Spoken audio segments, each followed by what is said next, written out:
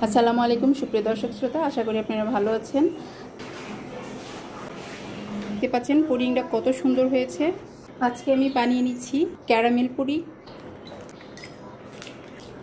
দিয়ে দিচ্ছি সামান্য একটু লবণ, তারপরে দিয়ে দিচ্ছি ভ্যানিলা এসেন্স 2-3 ফোঁটার মতো করে, 1.5 বাটি চিনি দিয়েছি। দিয়ে ভালো করে মিশিয়ে নিব। ডিমটাকে এমনভাবে মিশিয়ে নিতে হবে যাতে করে এটা যেন দানা দানা না থাকে, চিনিটা একেবারেই গলে যাবে। এই যে দেখতে পাচ্ছেন 1 বাটি দুধ নিয়ে নিয়েছি। এই দুধটাকে আমি জাল দিয়ে ঘন করে নিয়েছি। তো এখন এটা মিশিয়ে নিব।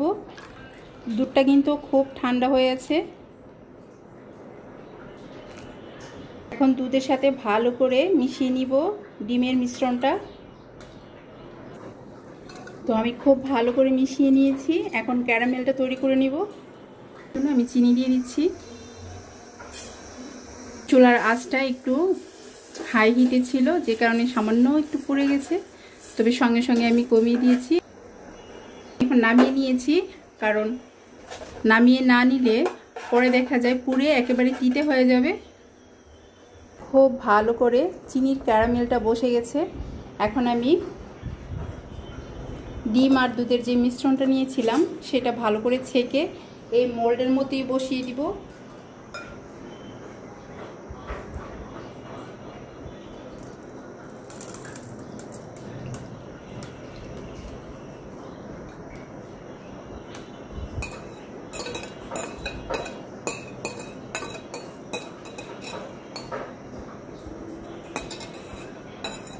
দিয়ে এটা বসিয়ে দিব।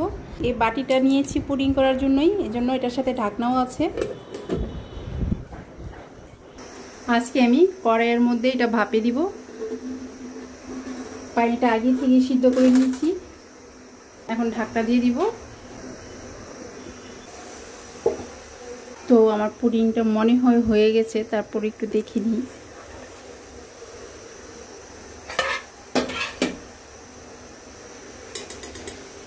পুডিংটা হয়ে গেছে, নামিয়ে নিচ্ছি। তো পুডিংটা কিছুটা ঠান্ডা হয়ে গেছে, এখন আমি এটা ট্রান্সফার করে নিব। তো দেখতে পাচ্ছেন আমি এটা একটি প্লেটে ট্রান্সফার করে নিয়েছি। পুডিংটা কত সুন্দর হয়েছে। আজ তাহলে এ পর্যন্তই। আল্লাহ হাফেজ।